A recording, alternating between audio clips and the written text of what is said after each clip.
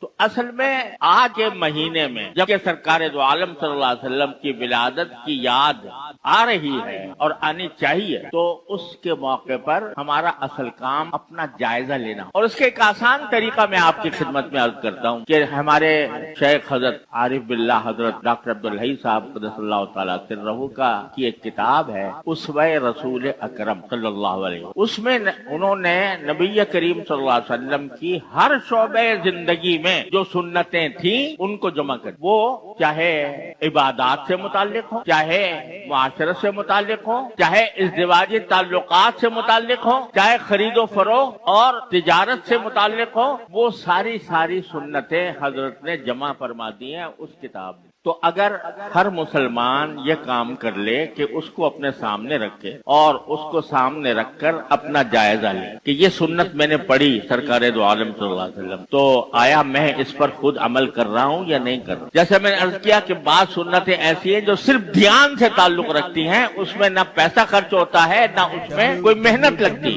لیکن ہم بے دھیانی میں ان سے محروم رہتے ہیں، وہ فوراً شروع کرتے ہیں۔ کچھ سنتیں ایسی ہوں گی کہ جن کے بارے میں کچھ خیال ہو کہ بھئی مجھے تھوڑا سا اس پر محنت کرنی پڑے گی، تو آدمی اس کے لیے محنت کرے۔ مثلا رسول کریم صلی اللہ علیہ وسلم نے غصے کے اوپر آپ نے پابندی لگا کہ اب جب تمہیں غصہ آئے تو کسی شخص کے ساتھ کوئی ناحق برتاؤ نہ کر، اس کو ڈانٹنا، اس کو پٹکارنا، اس کے اوپر حملہ کرنا،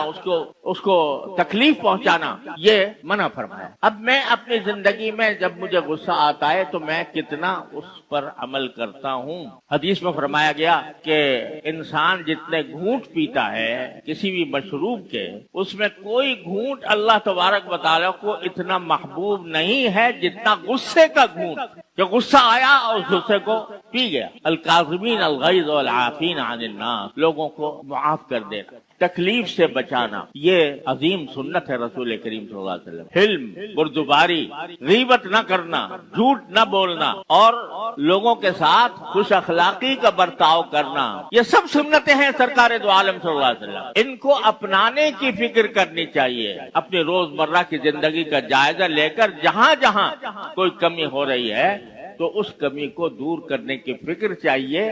یہ ہے پیغام ربیع الاول کا، یہ ہے پیغام نبی کریم صلی اللہ علیہ وسلم کی سیرت کا۔ اس پیغام کو خود بھی سننا اور اس پر عمل کرنا چاہیے، دوسروں تک بھی پہنچانا چاہیے۔